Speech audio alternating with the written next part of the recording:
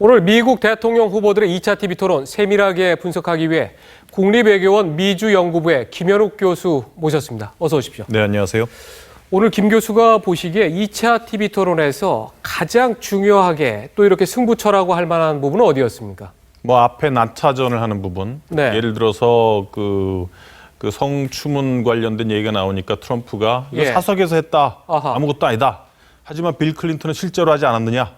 그리고 또 이메일 얘기를 하면서 네. 자기가 대통령이 되면 특검을 꾸려서 예. 그 힐러리 클린턴의 이메일 사건을 조사하겠다. 네. 내가 법 집행자라면 힐러리 클린턴은 뭐 감옥에 갈 것이다.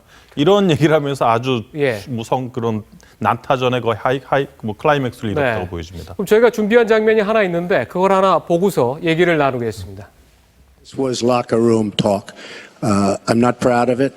I apologize to my family. I apologize to the American people. Certainly I'm not proud of it, but this is locker room talk. But for you to say that there was nothing wrong with you deleting 39,000 emails, again, you should be ashamed of yourself. What you did, and this is after getting a subpoena from the United States Congress. We have to move on. Secretary Clinton, you can respond, and then we got to move on. We want to give the audience a chance here. In jail, let alone after getting a subpoena from the 김 United States. 교수께서는 왜 지금 이 장면이 가장 오늘 결정적인 부분이라고 보시는 겁니까? 왜냐하면 지난주 금요일 날 그 과거에 트럼프가 네. 성적으로 추문한 그러한 음담 패설이 공개가 됐습니다. 그래서 저도 그렇고 많은 사람들이 과연 2차 토론에서 트럼프가 어떻게 대응을 할 것인가. 뭐 정책 부분에 있어서 많은 공부를 한다는 거 들었지만 과연 이 위기를 어떻게 극복할 것인가. 사람들은 진정한 대화를 원했을 겁니다, 아마. 그런데 역시 트럼프답게 이런 상황에서도 상당히 대담하게 상대방을 더 강하게 공격을 함으로써 트럼프다운 진가를 보였다고 생각합니다. 그리고 김 교수가 보기에는 또 미국 사회를 잘 아시는데 어떻습니까? 오늘 트럼프의 대응이 조금 뭐 저희들끼리 좀 쓰는 용어로 먹혀들었다고 보십니까? 저는 오히려 사과만 하고 움츠려 있는 것보다는 이렇게 과감하게 힐러리 클린턴을 공격하는 게 오히려 트럼프한테는 이득이었다고 보여집니다. 왜냐하면 이후에 트럼프 대부분의 지지자들이 여전히 트럼프를 지지한다고 얘기를 했고 그리고 트럼프가 말을 한 것, 예를 들어서 락거룸 톡이다. 이건 사석에서 할 수 있는 얘기다. 빌 클린턴은 진짜 하지 않았느냐. 저도 그걸 보면서 물론 트럼프가 상당히 황당했지만 그것도 일리 있는 얘기네. 그런 생각도 한편으로 들었거든요. 하지만 언론의 여론조사에서는 클린턴이 더 잘했다. 이런 지금 평가들이 훨씬 많지 않습니까? 예, 물론 1차 토론보다는 2차 토론이 격차가 좁혀졌지만 그럼에도 불구하고 상당히 차이가 납니다.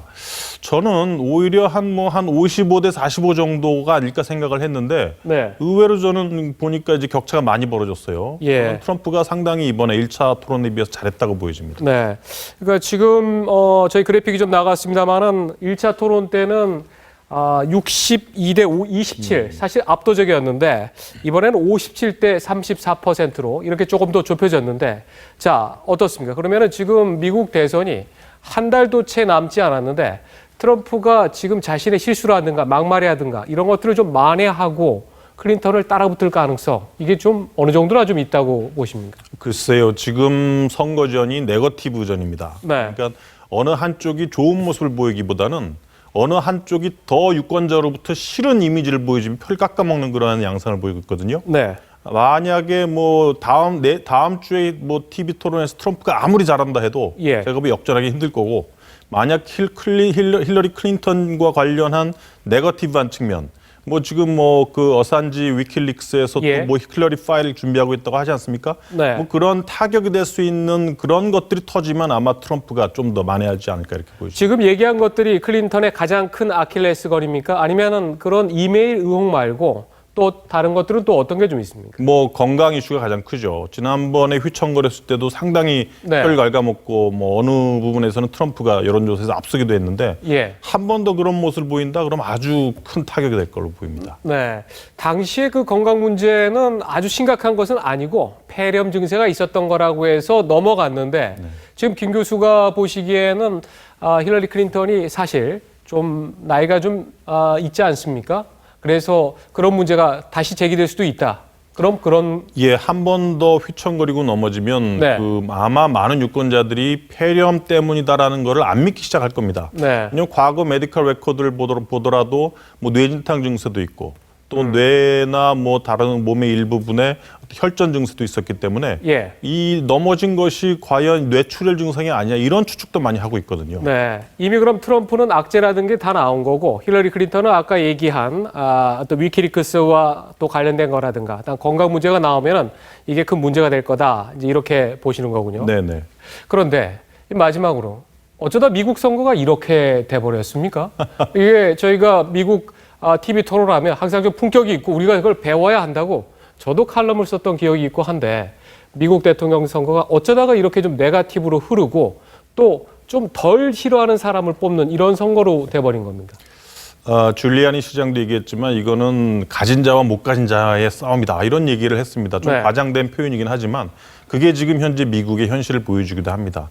7, 80년대 아메리칸 드림 이후에 그리고 2008년도 글로벌 금융 위기 이후에 예. 그 백인 중산층들의 소외감이 더 커졌단 말이죠. 아하. 그러니까 이 사람들은 뭐 그 이민자라든지 자유무역 이런 거를 싫어하고 기존의 정치인들을 싫어하고 네. 트럼프 같은 이단자가 나와서 자기의 입장을 대변해 준다고 생각을 하는 거죠. 예. 결국 먹고 살기 힘든 게 또 하나의 원인이 된 것 같은데 알겠습니다. 오늘 여기까지 듣도록 하겠습니다. 고맙습니다. 네, 감사합니다.